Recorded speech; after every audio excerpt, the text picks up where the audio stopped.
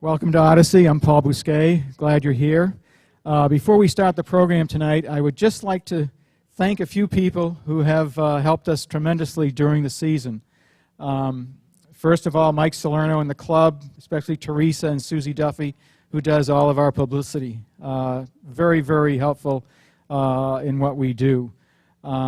Secondly, I'd like to thank all of you for coming out program after program, enjoying our speakers, participating afterwards, and supporting us. Without your support, we couldn't do this. So again, thank you very much. And last of all, I'd like to thank the group. They're all listed in the back of your pamphlet. We all spend time on these programs, probably more than what you think, and it's not easy putting these programs together, but it's enjoyable and a lot of fun. So I thank all the members of the group.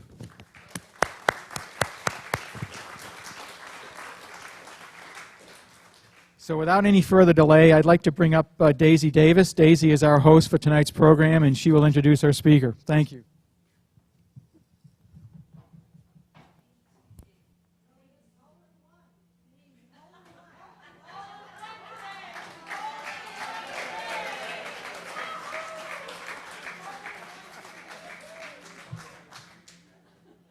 Good evening. I'm Daisy Davis. I had a hole-in-one today.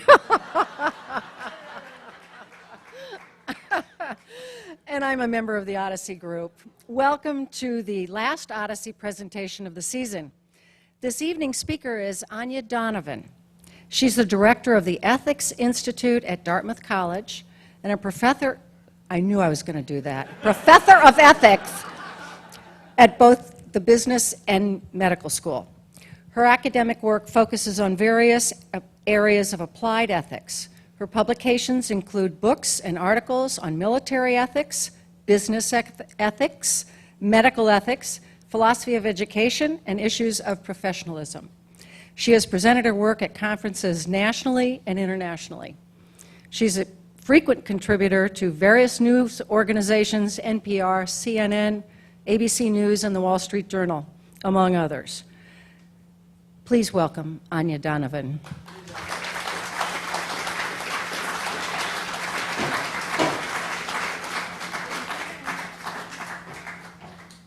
Okay, how do I top that? A hole-in-one? I don't think so. Even Aristotle's not going to top that. Well, thank you so much for the invitation. It's really a treat to be here. How many? I just heard that. Your place was a beautiful place, was developed by a Dartmouth grad. How many, are there any Dartmouth grads in the audience? Awesome, awesome. What year? Should I ask? What year? 56. 52. Any other Dartmouth grads? Well, I am adopted by the class of 1959. Which I'm very proud of.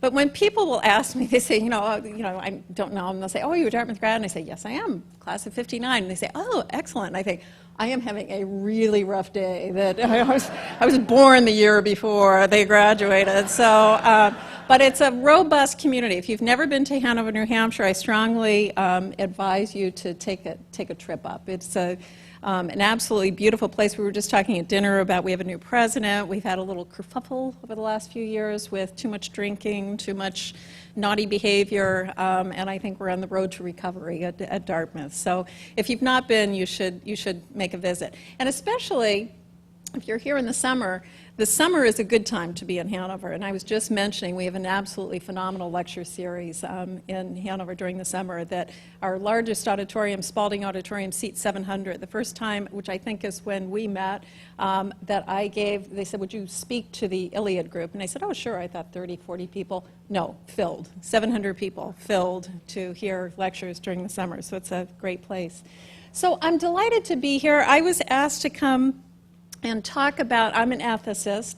I teach ethics at Dartmouth. My area of specialization in graduate school was on Aristotle's conceptions of moral education. finished graduate school, and I was trying to figure out what to do with my life. My husband had received a promotion to move to Maryland from California. We were in San Francisco. And I saw in the Chronicle of Higher Education an ad for the United States Naval Academy ethics. I said, hot dog, job. My husband said to me, do you even know what the Naval Academy is? I said, no, but it's a tenure track job. I'm applying. I got it. It was a strange place to be for 5 years, but I learned a lot about military ethics. I still do a lot of work in military ethics, particularly, oddly enough, with the Army now instead of the Navy. So I do every year a session with General Odierno for their baby general school on ethics, applied ethics, that sort of thing. But for tonight, I just thought I would talk about sort of the arc of ethics. What do we mean by ethics? Is it something that changes? Is it an eternal quality? And where are we headed in the 21st century? How many people yesterday saw the New York Times David Brooks article?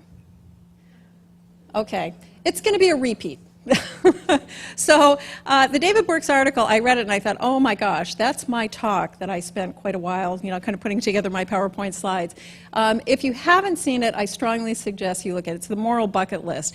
David Brooks is a phenomenal op-ed pundit, and he wrote a really good piece. It's part of a book that he's working on. Let me ask, secondly, how many people have taken an ethics course at some point? Not too many. So, good. That's a good thing. I always like that. What's that? They didn't teach it. Well, now, see, that's an interesting, and a different area that I work on is sort of history of higher education, and it used to be integrated into the curriculum in a variety of ways. So they didn't teach an explicit course. I, provocatively titled this talk, Moral Sensitivity, Is There an App for That? Because with today's generation, and I really want to talk about generational values, a lot of kids are sort of uncertain what we mean by the term of morality or ethics. And just to put my cards on the table, let me point out that there really is not any difference between morality and ethics. Morality, the word morality comes from the Latin moros, which is just Latin derivative.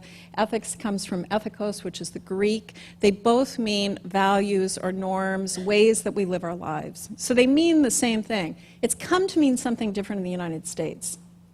So that in business, we have codes of ethics. And probably many people in this room have worked in businesses that had a code of ethics. Your code of ethics is about your professional behavior.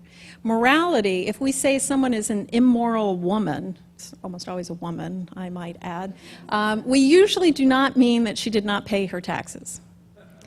We mean something sexual. So morality has come to mean something about the personal life. My point is simply that the root is the same thing, but for our purposes, we'll differentiate them a bit, and I will really talk a bit more about ethics. But I will talk about moral education. Let me see if I can move ahead. So my training is in ancient Greek philosophy. And Heraclitus, who was a pre-Socratic, so before Socrates, before Aristotle, we have only a few fragments left from Heraclitus. This is perhaps the most famous fragment that we have. Character is destiny. And it's a powerful statement. If you look at this statement, what Heraclitus was getting at, he was the first one, again, prior to Socrates, prior to Aristotle, he looked at this notion of character. And he said, this is what our life will be about. The character that we have as individuals, which is really powerful. For a lot of people, again, in contemporary society, this is something that we're sort of ambivalent about. We're not sure exactly what we mean by character right now. It's been a little bit co-opted by some political groups, by some religious groups. People are not quite sure exactly how to determine the notion of character. But for the Greeks, this became incredibly important. So from Heraclitus, his second major fragment after character is destiny was, again, the only one that we have remaining, was that you cannot step into the same river twice. You know this one. He was somebody who studied Heraclitus here, which I think is just brilliant. When you're trying to teach undergraduates, they say, that makes no sense. What is that supposed to mean? It's about the notion of change. You cannot step into the same river twice. Why? Because the river is always flowing. The only thing that we know in life that is true is change. What is the one thing that human beings resist? Change. And we all say we love it. We say, oh, opportunity, I love the idea of something new and exciting. We don't. We don't love new and exciting. We really don't love change, but it's the only truth in life, that everything changes. And again, this was an ancient Greek who was writing about this. We see exactly the same idea when you study Buddhism. What is the one principle in Buddhism? If you had to take the entire philosophy, which is usually not called a religion, it really is called a philosophy. If you have to take the entire philosophy and condense it into one word or one phrase, in Sanskrit it's dukkha, in Buddhism means all of life is one thing. It's suffering. Which people in the West tend to look at and they say, what a horrible philosophy, that everything is suffering. It's exactly what Heraclitus was getting at, that all of life is really about change, and change entails suffering. It's impacted into it. So that no matter what happens, you're in a moment, you're enjoying something, it's so terrific, and in the back of your mind you're thinking, and it will end.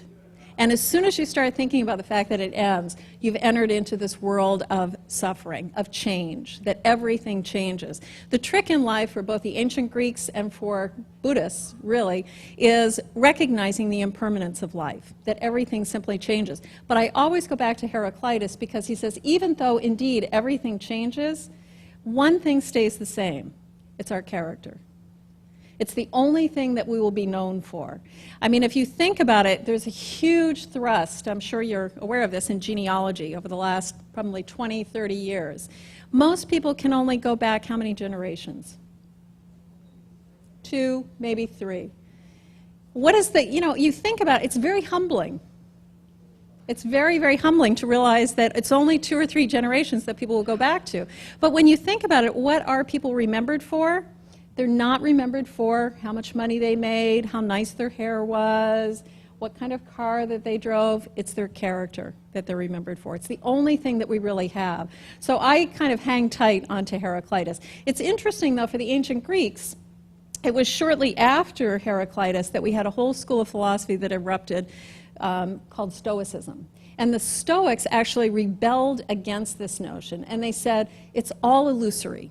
It doesn't matter what your reputation is, it doesn't matter anything about you, because it's just sort of all for naught. A lot of Epictetus, a lot of people sort of hung their hat on the notion of illusory nature of ethics. I think we're seeing some remnants in contemporary 21st century American philosophy as well, that people say there's probably not a lot to this. There's always, we used to have an expression that in America there are no second acts, there are now third acts and fourth acts, and people can reinvent themselves. When Martha Stewart went to jail, I said, boy, that's a sad tale. That was a woman who was really on her way, and she will never, ever be able to resurrect her reputation. Wrong. She did quite well for herself, and she's doing quite well now. So we move from Heraclitus into the Greek notion of philosophy, which is where I love. And this is just a simple quote from Aristotle. For the things we have to learn before we can do them, we learn by doing them. And for Aristotle, who was a student of Socrates, Socrates believed that how do we know, which I think is a really essential question, how do we know something is right or something is wrong? And if we asked every single person in this room, how do you know that, we'd probably get as many answers as there are people in the room. Parents, religious leaders, teachers, maybe politicians, I don't know. A variety of different sources that people will drive what is right or wrong. For Socrates, he had a very lofty notion. He said there is truth that exists out there. It's somehow out in the atmosphere somehow. And we can kind of try to understand what it is. Aristotle was a man of science. He was a very practical kind of person, and he said, I'm not sure about that. It doesn't ring true to me. He said, how do we know what is right or wrong? He said, we kind of determine it as a society. He believed in truth. He wasn't a relativist. He did believe in truth. But he said, as a society, we all have to continually talk about what is right and what is wrong. And how do we learn, how do we teach our children about it? Practice, practice, practice. His philosophy is usually called habituation. We habituate toward the good. Again, I'm going to fast forward to the end of this talk and into the 21st century and just kind of pose to you a thought exercise and say, what is it that we are teaching our children and our grandchildren right now for the good? What are they habituating toward? And if you really think about that, it's kind of a scary question. For a lot of nothing. Well, there's something. There's always something. When people say, oh, no, people don't have values today. Of course they have values. We always have values. It's part of the species. We always will create values. It's just that sometimes they're very bad values. So that for Aristotle, he wrote 2 books. He wrote many books, but he wrote 2 books on moral education. And he said, moral education is the most important endeavor we can engage in. He said, it starts with young children. And what do you do with them? You read them stories. I mean, think about for your children, you know, what were the stories that were the most significant stories for your children? And if you think about the stories that they told, the morals that they told, whatever it is, if it's the Velveteen Rabbit, if it's Beatrix Potter, I mean, whatever it is, there's a value involved in it. If you look at the #1 selling children's literature right now, almost all of them do not have real persons involved in the books. They tend to be fictional characters. They're cartoon characters. And they don't have any value associated. By design. This is not an omission that anybody came to. It's by design that they have extracted out. It's a trend that started in the 19th century of value-neutral education. Pull out the values so that the kid is just reading a story about bunny is pink, frog is green. And it certainly teaches something, but it doesn't have any value associated with it. Now, we've gone overboard in American history for sure, but I'm going to kind of recycle back to this point. So from Aristotle, we look at most of his work dealt with the notion of character. And how he defined character is that it is excellence of character then is a state concerned with choice, lying in a mean relative to us, this being determined by reason and in the way in which the man of practical wisdom would determine it. Sounds very convoluted. What did he mean by this in the Nicomachean Ethics? For Aristotle, he didn't use this term. In the Western world, we have reduced this definition into something we call the golden mean. And the golden mean is something where Aristotle, he wrote extensively about virtue. And so we get virtue ethics out of the theories of Aristotle. One of his virtues is courage. He said that's a virtue. That's something really important. Courage is really important. And he wasn't just talking about going into battle and doing courage. He was talking about standing up when someone says a racist joke or courage. But he said the far extreme of courage is rashness. And that's just dumb. That's the person who rushes into battle and gets killed. It doesn't do a whole lot of good for anybody. He just gets killed. The other end of the spectrum is cowardice.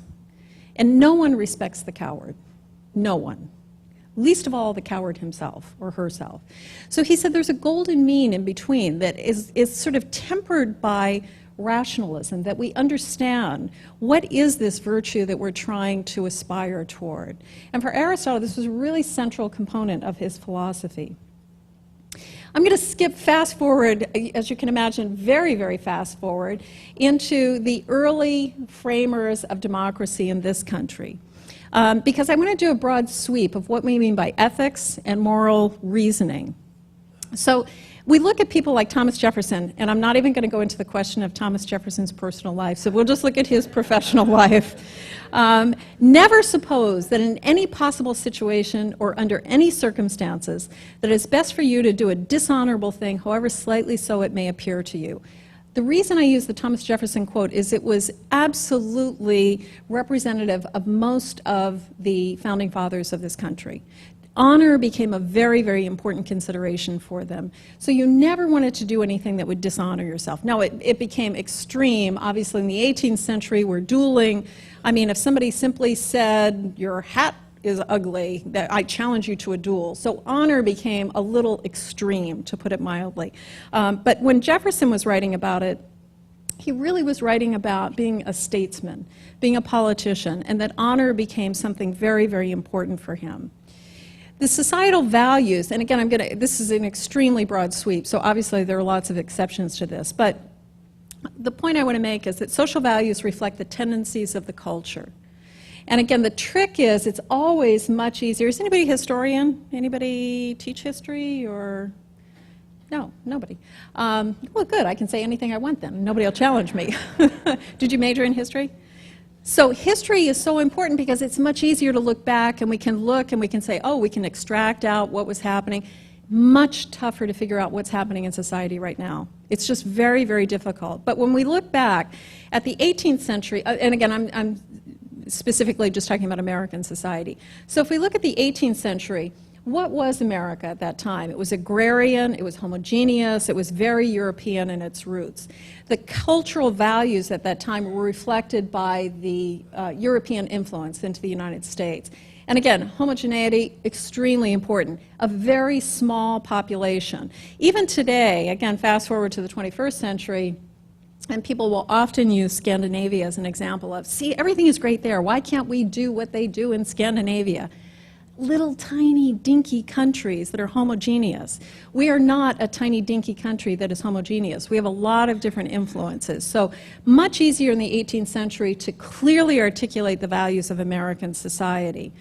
By the 19th century, something had happened in the United States that was revolutionizing. We had massive immigration, which I think is always interesting historically. If we look at the immigration issues in the United States today, 21st century, you look back to the 19th century, they handled it very differently, and I am not in any way suggesting we use the 19th century model. It wouldn't fit in the 21st century. It worked for the 19th century.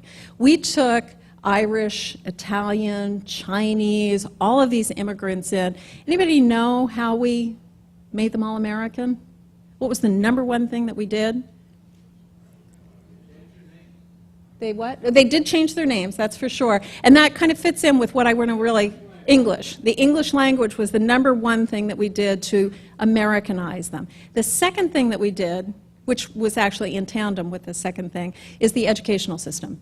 So for the first time in the 19th century, we developed a common educational system that had an ethical base to it. That we said we're going to bring everybody into society, and we're going to teach them English. How do we teach them English? This is the bonus question. If anybody knows the reader that was used in the 19th century, which is still used, what is it? McGuffey's, yes, excellent. McGuffey's readers were used. And if you've ever read a McGuffey's readers, what is it? I mean, they were learning. They'd open page 1, and there's a bit of Aesop's Fables. Page 2, there's a scripture passage from the Old Testament. So they were learning how to read, but along with the reading was a huge a moral story that went along with the reading, so that they were learning the values of, and what did they emphasize? McGuffey was quite explicit in what he wanted to emphasize. Responsibility, hard work. Now again, part of this, you're talking to an Irish Catholic here. He said, these lazy Irish Catholic who just want to, come over and get drunk and make babies. We have to make citizens of them. How do we do that? We have to teach them hard work and, teach them not to drink and, teach them all of these things. Same thing with Italians and Chinese. It worked. Yeah, we're still drinking. So the 19th century became really important for moral education in this country, and the Protestant work ethic was incredibly imbued into all of that. What was the central component of the Protestant work ethic? Delayed gratification. If you go back to the Protestant work ethic, go back to Calvin. How did Calvin say that we knew the people who were elect, the people who were going to heaven? The people who had money. He said it's clear, God favors them. And how did they get money? They delayed their gratification. So that you still see this, we were just talking at dinner, I spent half my time in Boston, half in Hanover, New Hampshire, and you still see a lot of old blue blood Bostonians, who they drive old ratty cars, you don't flaunt wealth. It is considered inappropriate to flaunt wealth. So for the Protestant work ethic, this became part of the American culture. Now, skip a little bit fast forward into Theodore Roosevelt, who's one of my favorite Americans, but he had so much to say about moral education. This is just one quote of his. To educate a person in mind and not in morals is to educate a menace to society.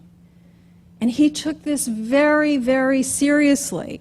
For Teddy Roosevelt, who had every single opportunity that America had to offer at his time, where did he spend his career? in civil service.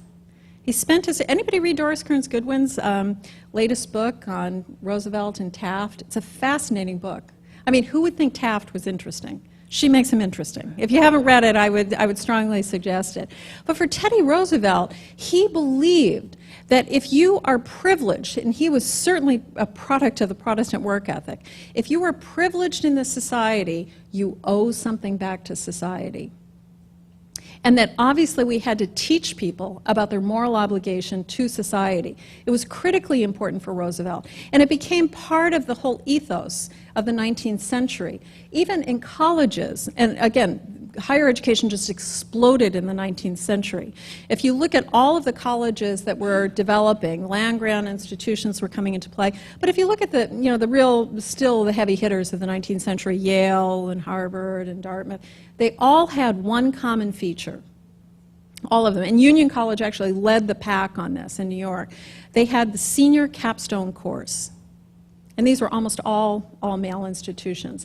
The senior capstone course, anybody know what it was called? Ethics. It was the capstone course because it was when gentlemen went out into society. And who taught it? The college president. Now, I did a paper on this, a monograph, actually quite a few years ago now. It's a terrible curriculum. I mean, I was shocked at how bad it was. It was just this mishmash of sort of religion and philosophy and politics and all that. But that sort of wasn't the point. The point was that these seniors, young men who were getting ready to graduate, would sit in the conference room with a college president, and he, and it was most certainly a he, would talk to them about their moral obligations as gentlemen in society. And the moral obligation was, clearly, this is again 19th century, they were going to go out and make a boatload of money, but the flip side of that is that they owed something back to society. So it became really a critical feature of the 19th century. We move up to the 20th century, and something happened in the 20th century that was really interesting. We had, major warfare, World War I, World War II, technology was exploding, globalization was taking place, alienation. I mean, think back to T.S. Eliot and the Hollow Man. I mean, it's the first time you really get a distinct feeling of the alienation of human beings was in the 20th century. We certainly had it before that. One of my favorite writers of all time is Melville.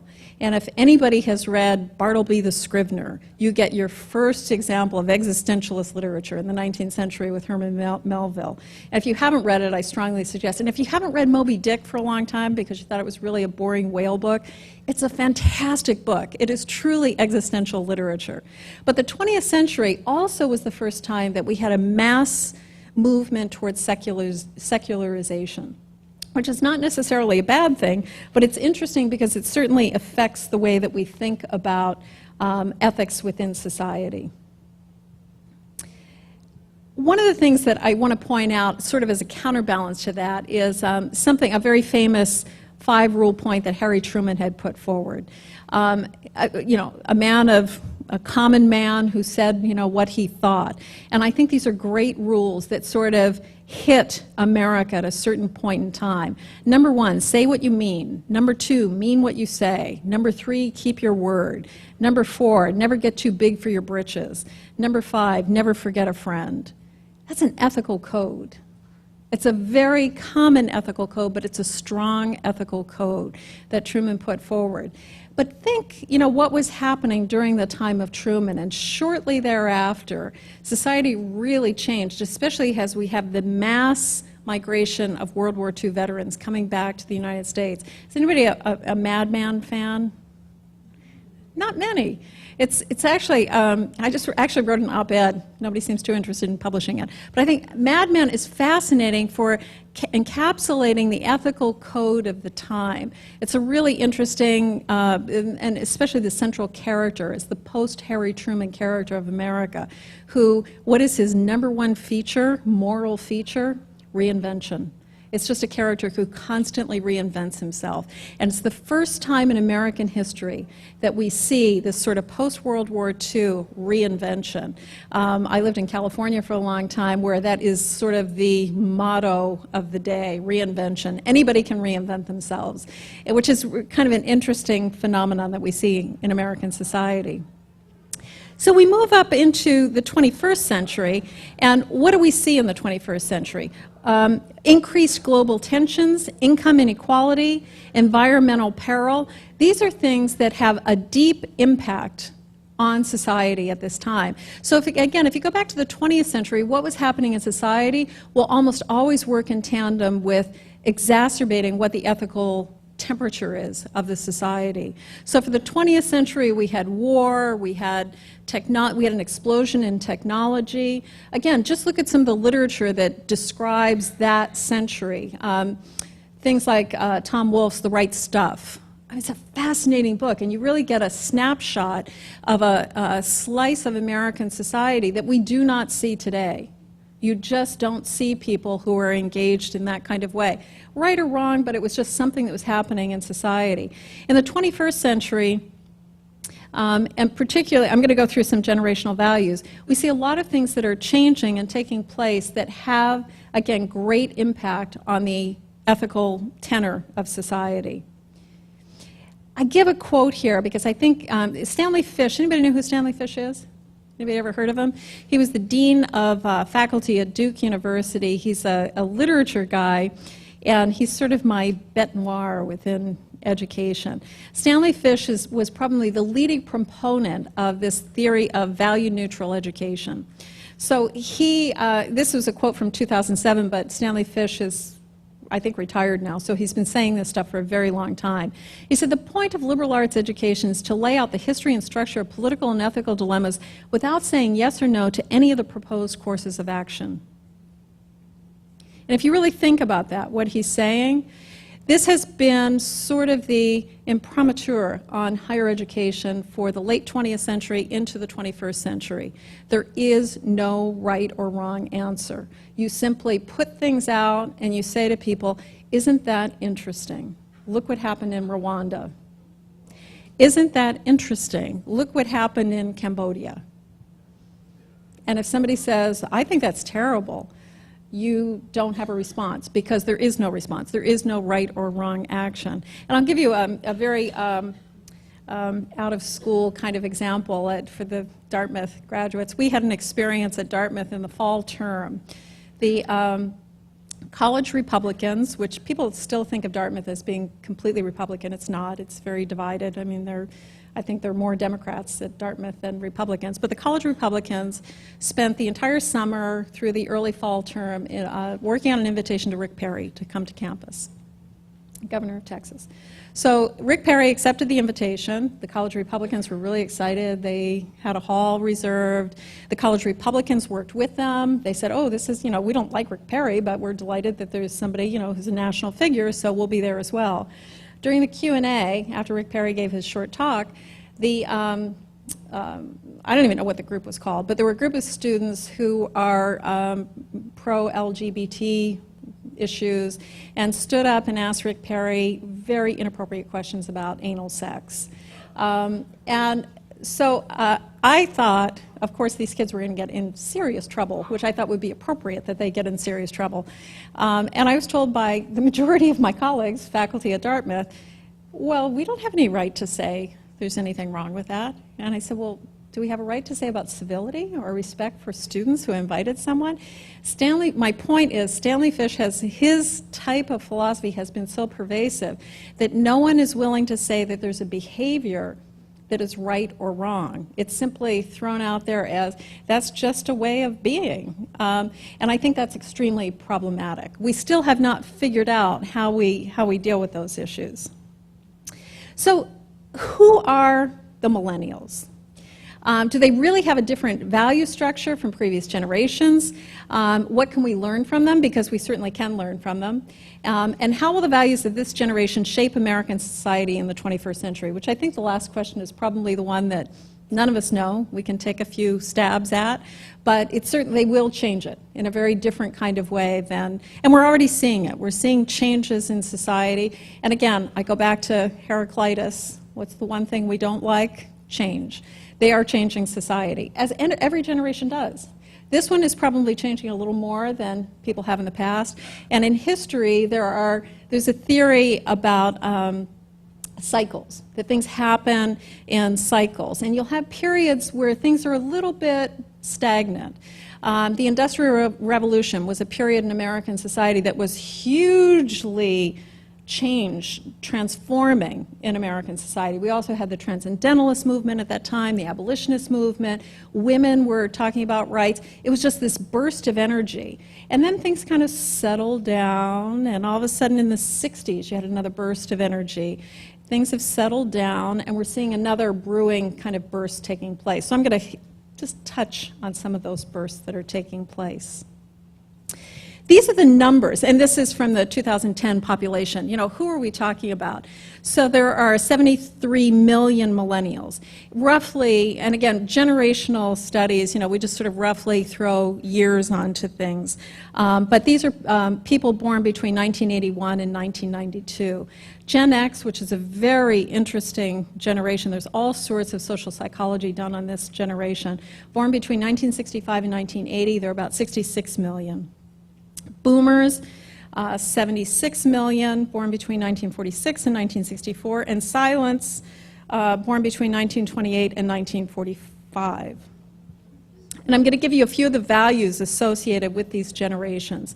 Silent generation, which is a generation that is sadly dying off, pivotal experiences for them where the where people who lived through the Depression or the after effects of the Depression, hugely informational for them. If you have lived through a period of scarcity, it stays with you your whole life. And so people who, even if you weren't directly in the Depression, if you were just after it, it has an effect on you. It's just like now, kids who are born into poverty still tend to hoard. Even if they have made it to Dartmouth and they're a student, they'll hoard things. World War II was a pivotal experience for them. I'm working on a paper right now. I'm giving a talk actually in 2 weeks in Normandy, the beach in Normandy, and talking about why so many Americans were so willing to volunteer during World War II. Now, not up until a certain point. There was actually resistance up until, you know, after Pearl Harbor, but there was huge surge in people saying, I want to do the right thing for the right reason. We are not seeing that in the United States today. We're not, I mean, even if you talk about a draft, people are like, oh, no draft. You know, who's serving in the military today? It tends to be the lowest socioeconomic group in society. Who's in the officer corps, which is really interesting? The complete opposite. Tends to be very highly educated, Ivy League. I can tell you right now, a lot of Dartmouth kids are joining the military and they want combat experience. Not necessarily out of civic obligation. Anybody guess why? It gets you into business school. It is a sure bet to get you into a top business school if you have combat experience. So they know if they can get, you know, get that piece checked on their resume, it'll get them into Harvard Business School. So yeah, they're hoping they don't get killed, but they know if they do it, it'll get them into a top school. So the other thing that was pivotal for the silent generation was industrialization, the national surge in economic power. There was a massive increase in educational levels. This generation tended to marry young and democratic and tended to stay married for a long time. Not always, you know, I think sometimes when people are married for a long time, they say, oh, isn't that beautiful and wonderful? Sometimes these aren't the best marriages, but it was sort of socially unacceptable for people to divorce also. So I think it's an important consideration before we think that they were all just more moral. Then we come up to the boomer generation, people born between 1943 and 1960. And this is the first generation, actually, in the world that were really raised in large part, now, of course, there are exceptions to this, but by a philosophy. And the philosophy was Dr. Spock. And if you read Dr. Spock, and if any of you ever look at the work that Dr. Spock did at the end of his career, when he talked about his early work, what did he have to say about it? Oops. I made a mistake. I should not have quite encouraged the level of autonomy that I gave to children in my philosophy. But people raised their children according to a book, which was unusual. Nobody had done that in the past.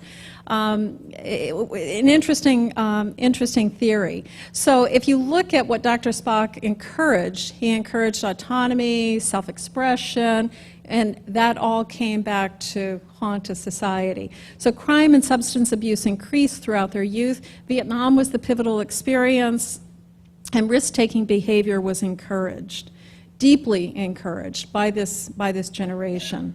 And it's interesting when you look at boomers right now struggling with older age and how to accept the notion of aging. It's a very difficult thing for them to do. I mean, even if you look at advertising, I teach at the business school, and if you look at marketing, excuse me, marketing is, targeting boomers. To me, it's really kind of humorous. I mean, even Cadillac, what do they use to try and sell the Cadillac, which is kind of, your grandparents' car, but they're trying to figure out how do we make it relevant. So they just stick in, Steppenwolf or, the Rolling Stones, and people say, oh, I think I'm still kind of cool if I'm driving my Cadillac. So it's an interesting phenomenon that boomers are still going through. Then Generation X. And again, the values that define Generation X, which there's just not enough research done on, in social psychology, it's delineated as a very short period in time. This is the generation that boomers first started to have babies. And then they said, ooh, I don't like the person I'm married to or I'm with, and there was a huge surge in divorce. So this generation is one of the highest divorce rate of parents of any generation. This was a period of, this third point that I have on here, of evil child movies. Separate issue altogether, but how the culture defines the sort of tenor of society. They were all about evil children. Exorcist, Rosemary's Baby, I mean, Chucky, all of these things were coming out, that children were sort of evil and creepy. Kids pick up on, again, I go back to Aristotle, he said, how do we teach values? Stories, parades, songs, music, and all of these kinds of things. Movies are the sort of bread and butter of this generation. This generation also was affected by the largest immigration trend during their lifetime. And it was the first generation that said, I think I am not going to do as well as my parents did. And they were right. We see the sudden slide for this generation. And they were less optimistic about their future than past generation. This generation also has been very loath to marry. They've not been very good at, I think it was about 5 years ago, this generation was polled nationally. And what was the most important thing in their life? Dog came out number one, their dog. So that's, again, very telling about this generation. So now we come to the millennials. They were born between 1983 and the present, and these are just a few facts about them. Somebody named George Bush has been on every national ticket except one since they were born. The Kennedy tragedy was a plane crash, not an assassination. Huckleberry Finn has always been a banned book, which it is across the country pretty much. Watergate is as relevant to their lives as the Teapot Dome scandal. They've never heard a phone ring. They have never used a bottle of whiteout. Spam and cookies are not necessarily food. The phone ringing, we have a typewriter at the Ethics Institute. It's just for envelopes and things. And I had a student working for us, and she was trying to figure out how to do envelopes on the printer. And I said, Jess, why don't you just use the typewriter? And she looked at me and she said, what is it? And I said, what do you mean? And she said, how do you use it? And I thought, wow, there's a whole generation that does not know what a typewriter is. So it just died recently and we gave it away. I felt sort of sad and nostalgic. This generation is known as Selfie Nation. Something I've just discovered recently in travels that I'm sad to report, I'm sure you probably have seen, is the selfie stick. So the selfie stick has moved us just from people taking selfies, which they couldn't quite get the right angle. So now the selfie stick is so that you can get lots and lots of pictures of yourself. This phenomenon in social psychology is garnering a lot of interest.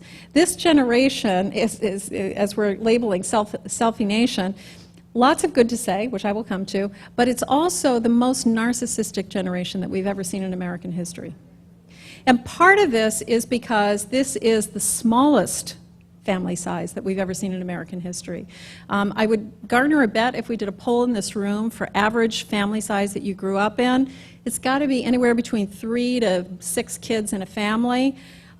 This generation, millennial generation, 1, maybe 2 kids. What have they been told their entire lives?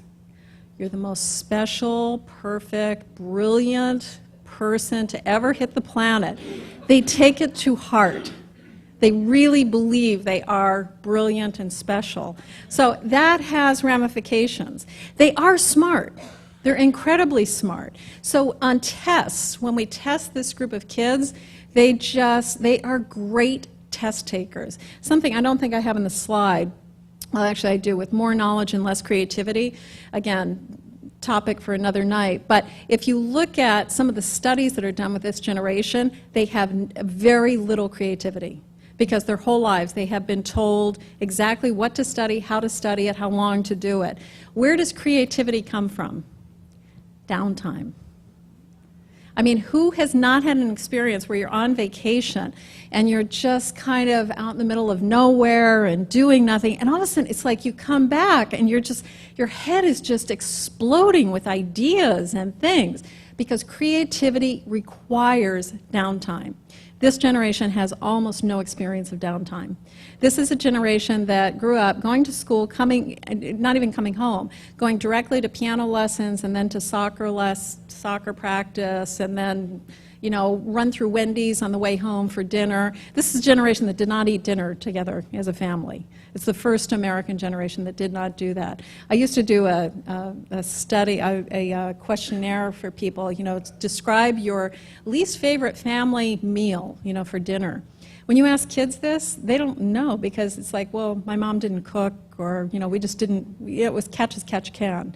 That's a very different kind of value that we have within the society. They demand a secure and regulated environment, because if you raise people that you say everything is segmented and everything, you know, we have soccer practice and then we have math camp and then we have this and that, everything must be regulated. They're technologically incredibly savvy. They really know machines. They know very much how to use them. They are more politically conservative and but yet less interested in politics than previous generations. They have very little interest in running for political office. They don't see, again, if you tell people that you're the best thing to ever hit the planet and that you're destined to be one of the masters of the universe, civil service does not seem like a good thing. But they also just don't see, well, what's in it for me? Why should I possibly run for office? Yet, that said, they have a genuine interest in doing good in the world, and community service is viewed as the norm. Now, this is a debate. The last point I have in here is very debatable. Some people say they look at this, and there is a lot of community service in the millennial generation, and they say this is evidence that they are just good at heart. I would like to believe that, but I also know that it's a very good resume builder, and that every single kid has worked at Habitat for Humanity, and every single kid has, you know, gone to, if they have the means, they've gone to Tanzania to try and develop a water system or whatever. So maybe they want to do good, but they also really want to make sure that the resume is built up. So what do we mean by honor, and what does it have to say about the 21st century? Well, honor and integrity, and I'm going to actually I'll jump back to honor. Integrity, when I talk about integrity to my students, because we have the Ethics Institute that I direct, we talk about, you know, knowledge united with integrity. And integrity to me is a really important word. It comes from the mathematical term, integer. You know, what is an integer? It's a whole number. Integrity is being a whole person. That I am the same person when I go home as I am when I'm at the office or in the classroom or whatever. I am the same person. And integrity is something that we don't talk about a whole lot. We talk less about honor. And again, if we look at the definition of honor, it's sort of an antiquated notion for a lot of kids. We have an honor code at Dartmouth. And I fear every year that the honor code is something that will go by the wayside because students don't necessarily understand what honor is. Honor is a very internalized principle. It's a self-regulating mechanism about doing the right thing. It is not externally driven. It's not somebody telling you, here's the criteria, you must do X, Y, and Z. It's saying, I know the right thing to do, I will do it. And secondly, and this is the really hard part with honor codes, Dartmouth grads, did you have an honor code when you were at Dartmouth? What's the flip side? So you must do the right thing, and if you see your roommate doing something, what must you do? Yes, you have to, at bare minimum, you have to talk to the roommate. And you have to say, that's not appropriate, what you're doing. You have to do something. For this generation, they don't get the second component. They get the first one a little bit. They don't get the second one because they say, well, that's snitching. I'm not going to tell on someone. Honor is something that is very community-driven. It's something that pulls us together as a society and says, it's a social contract. I mean, what is the social contract? And again, what diminishes the social contract? It's massive society. We were talking, again, at dinner, we were talking about New York and major cities. Why is there increased crime in those cities? And you see less of it in a small town. I live in a very small town. Hanover, New Hampshire is very, very small. And, if you do something naughty, people see you and they know you. It's very hard to get away with inappropriate behavior when you have community all kind of knowing who you are. That's the basis of the honor code that is somehow missing in this generation. How are they changing things and how are they moving toward a new definition of being in the world? I think part of it is very much this Selfie Nation notion, that it's about me, it's about how I get mine. I think this is tempered by the notion of income inequality that we're seeing, again, the greatest divide that the American society has seen since probably the early 19th century, the time of robber barons. If you look at, what is our, the whole Wall Street thing, right? The 1% controls how much of our wealth? Most of it, the vast majority of it. If you look at people who, who can go to college today, it's really expensive. It's about $70,000 a year. And again, if you look at elite colleges, those are the people that, at Dartmouth, our starting salary, we have, most of our kids end up going to really good firms. They make a lot of money, and they will make even more money in their careers. But we're seeing a growing divide. And that growing divide is not necessarily making people turn around and say, gosh, maybe we should be changing society toward making things a little bit more opportunistic for people so that they can have part of the American dream. This gets very complicated. It gets into political structures. It's not just about ethics. But it is important, if we have a generation that's up and coming who's not interested in politics, we're in trouble. We are really in trouble.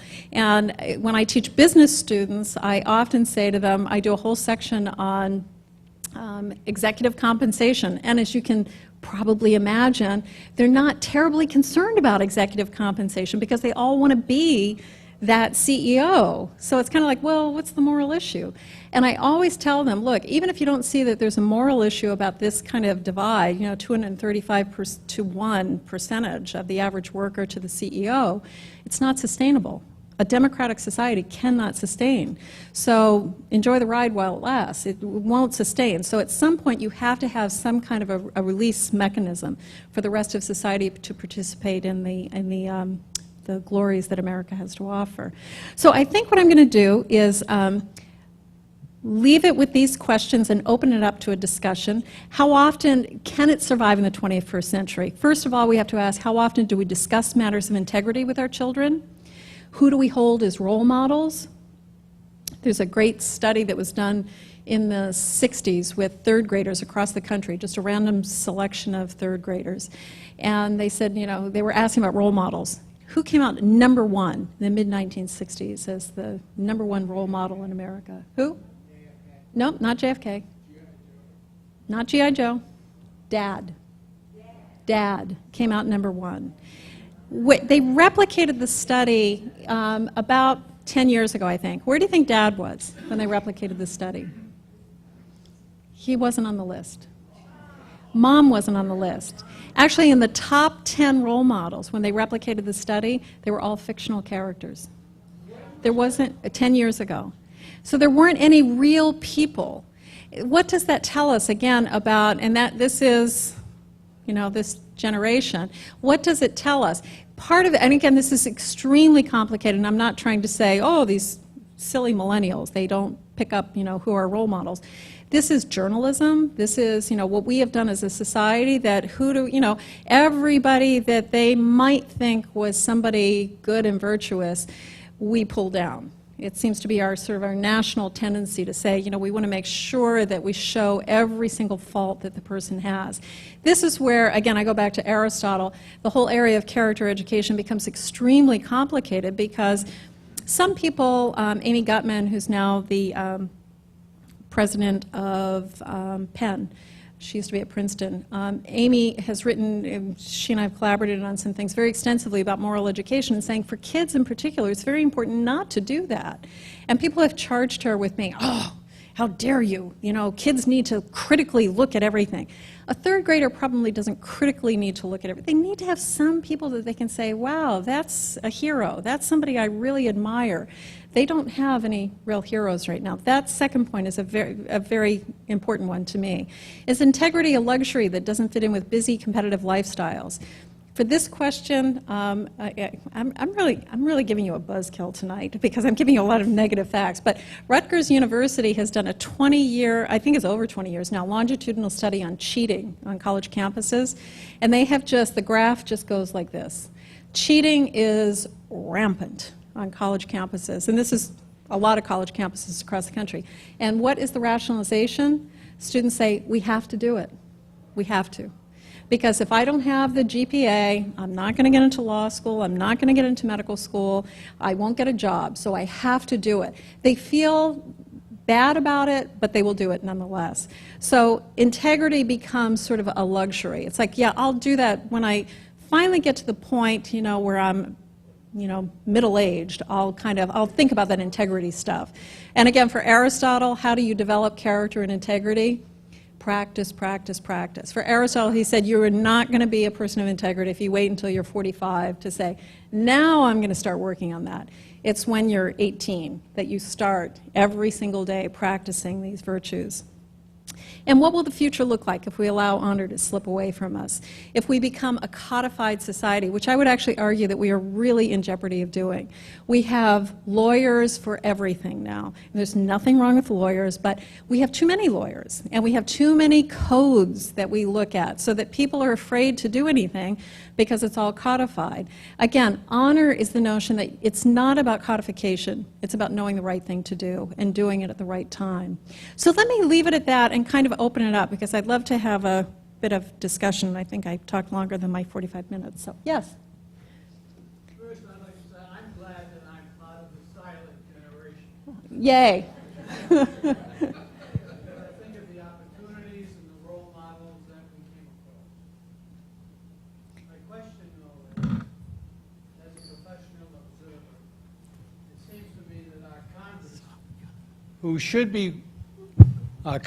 who should be role models, are so screwed up among multiple generations that I can see why young people today aren't interested in hearing about Right. the diverse opinions that come out of our Congress. Right. Well, and I mean, I completely agree with you. And even if you look at, when I talk to students, I was just mentioning I was in New York for a Teagle Foundation meeting. I have a Teagle grant. It's a 3-year grant that the Teagle Foundation has given us, not a huge amount of money, but a small amount of money to explore the issue of civic engagement among college students. It's something I feel really passionate about. When Justice Souter retired from the Supreme Court and came back to New Hampshire, he said, I have one thing I want to do other than watch birds out of my window. He's kind of a hermit. He said, I'm really passionate about people being engaged in society in a civic sort of way. The average American, this is a true statistic, does not know the branches of government. The average American.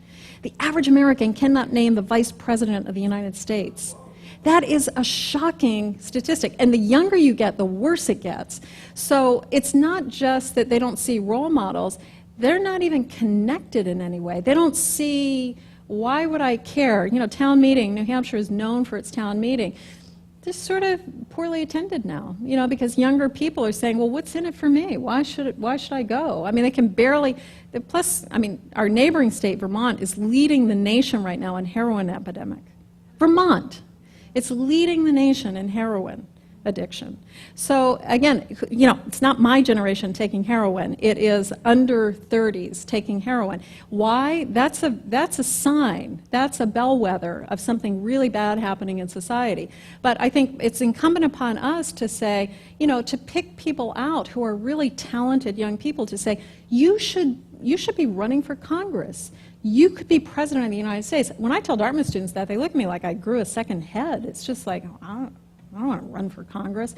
And yet part of what I'm doing in this grant and with Justice Souter is not just education, but trying to get people excited about society. And it's a tough sell, a very tough sell right now. Yes?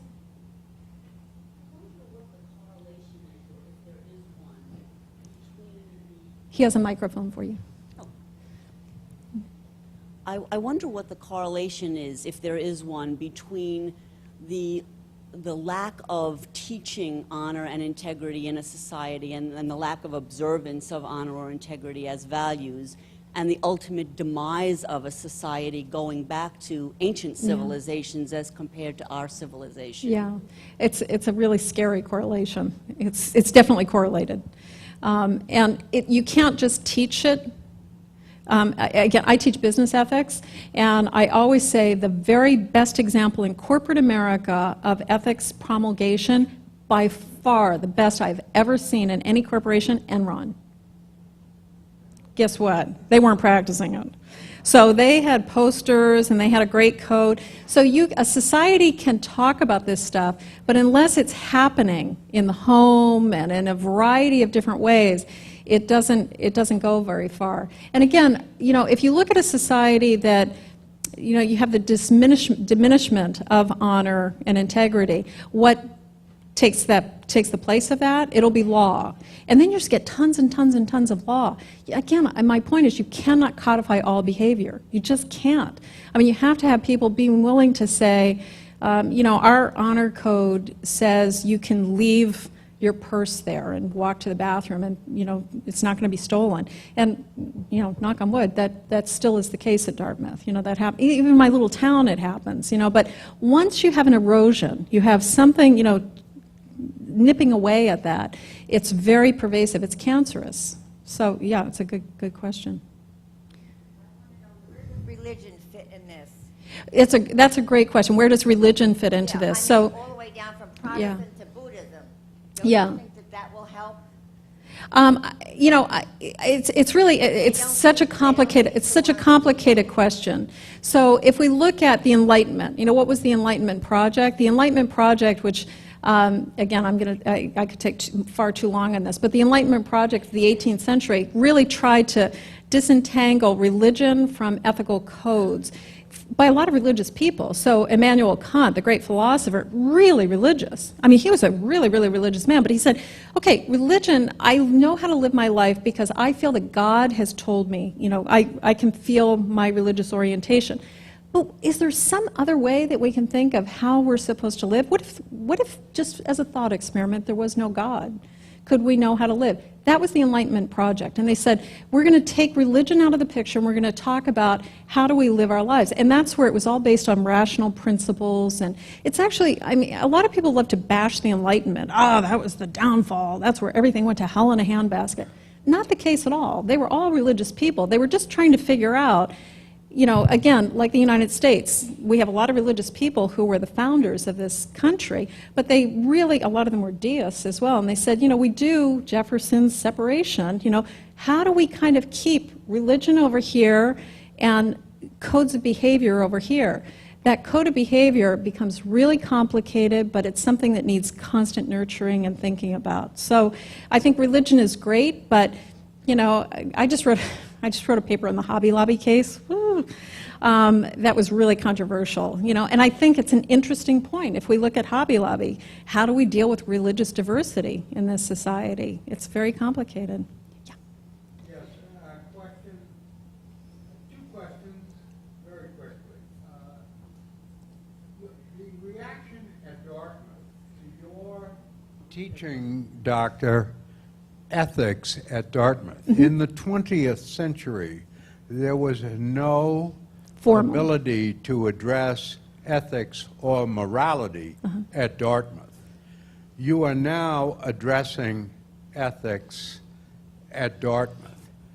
Question one, what is the acceptance and interest on the part of the student body towards ethics today? Question two, would you comment on 2,208 times multiplier for the CEO compensation versus the average compensation on Wall Street? Yeah, the latter one is really complicated. The first one, let me tell you that I teach ethics. I teach undergraduate courses and I teach graduate courses in ethics. There's always a waiting list. That's how strong the interest is in ethics. There's always a waiting list. Always. I have so many kids who want to take ethics courses. I have, again, I direct an ethics institute. We have extracurricular clubs where kids will get together and talk about issues in bioethics. No credit, no money, or anything. They are there constantly. I mean, they will stay, when I say, well, when do you want to meet? And they'll say 10 o'clock. And I say, oh, great. They mean 10 p.m. You know, they want to meet at 10 p.m. because they're willing to stay until 2 in the morning, which I tell them, no, my bedtime is 10 for me, so we don't. But there is such strong interest. And again, you know, I'm really curtailing a lot of information into this very short presentation, but one of the things that we know about this generation is because they are so highly structured and so organized and they were raised without any religion and often without a very strong ethical code. So they tend to, so your question about religion, this generation, if they were raised culturally Jewish but no religious orientation, they become Hasidic, they become, you know, conservative. If they were raised culturally Catholic but no religion, they want the Latin Mass. They're like, I mean, it's a very strange bend that we're seeing, that they like very conservative religions. Again, psychologically we know that's tethered to the fact that this is a generation that has been raised with very structured, so they love the structure of religion. They don't want Buddhism. I mean, they're kind of interested, everybody, you know, it's cool to be interested in Tibet, but they actually really seem to love the very, very conservative Protestant religions, the very, I mean, pre-Vatican II Roman Catholic tradition, the very conservative Jewish tradition. So, and Muslims, if they're, you know, if they're Muslim, the women are wearing headscarves. Oh, I'm skipping it. I think it's a terrible problem that, you know, we really do. I think I kind of addressed it by saying democracy actually really can't exist with that kind of disparity. You know, and when people like, you know, as lovely a guy as he is, I'm sure, Warren Buffett says, I'm going to give my money away.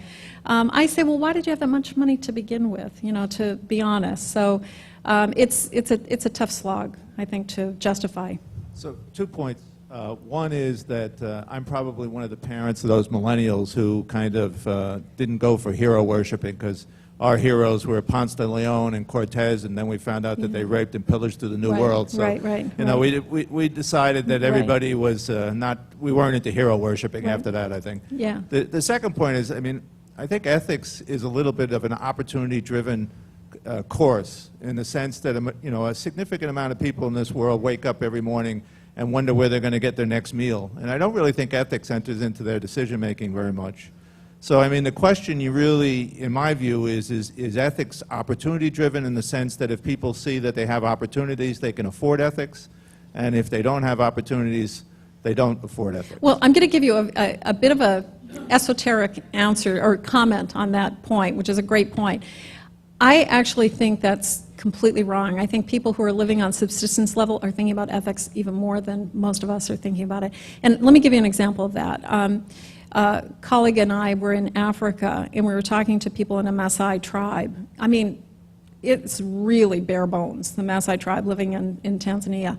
And the chief of that tribe was talking about, we were talking through a translator about what was the prevailing way that they determined how the society, how that group lived. And the translation came out to roughly justice principles. A lot of my work is with John Rawls, you know, the great Harvard philosopher who died only not too long ago, Theory of Justice. This Maasai tribesmen was basically articulating John Rawls' theory of justice. So I actually don't agree with you. I think even if you have nothing, you're constantly thinking about, well, even the little bit that we have, how do we distribute it? Who gets it? Who's out of it? Who gets punished? I think ethics, it's part of, I mean, again, John Rawls would say it's just endemic to the species. We are by nature value-driven. Now, we can be bad values. Just look at Hitler. You know, you get a lot of people who are like, sign me up. I'm all down with that. You know, those were bad values. And when people say it was a valueless society, no, they had values. They were just really bad values. I think the trick that we have in the 21st century is that very few people are willing to say something is bad or good. It's just different. Well, there are some things that are bad. I teach at the medical school also. I had an experience not too long ago which shocked me with OBGYN residents. It was a group of about 15 of them, and we have an ethics meeting once a month. And 2 of them came to me and they said, Professor Donovan, you have to address circumcision at the next meeting. They said, we're really ticked off. There was one person in the group who didn't want to do circumcision, which was one of the requirements of, you know, getting board certified as an OBGYN. And so I talked to the student who didn't want to do it, and she said, I think of it as genital mutilation. I'm not going to participate in it. I think it's an outdated practice, and I just don't want to do it. So I thought, oh, how am I going to really get the group kind of engaged in this? So as a thought exercise, when they came together, I said to them, we have a huge immigrant population in Manchester, New Hampshire, and a lot of Somalis are coming in there.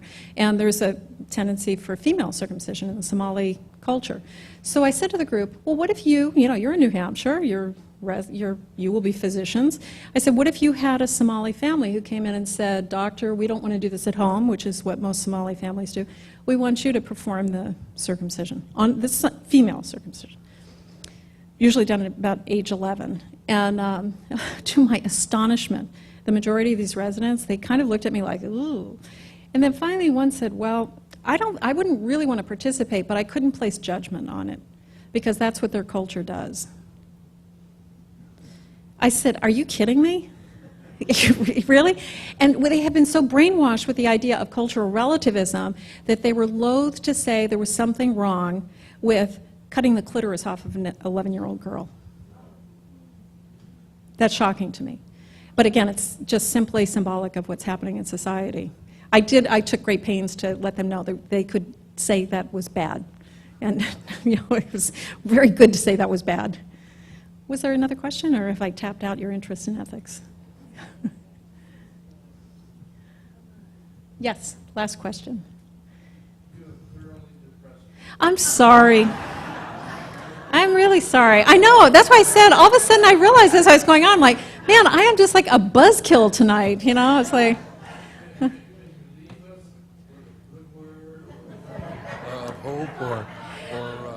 Okay, I'm going to leave you with a good word. The one thing I will say about this upcoming generation is that they actually really do have a very strong desire to do good in the world.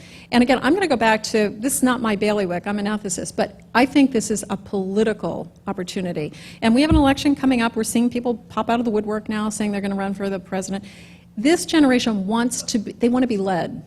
They really want to be led. They want somebody to say, like the John Kennedy thing, if people were really inspired, they wanted to go out and do something good in society. We've not really seen a lot of political leadership, and I think it's the only way that society really can get galvanized is by political leadership. It's not necessarily by religious leadership. That's kind of a personal sort of thing, but to get people really energized about society, you have to have really strong political leaders. So, I take hope in somebody will emerge who's not just a manufactured, put together kind of politician, but somebody who genuinely believes in, in doing good in society.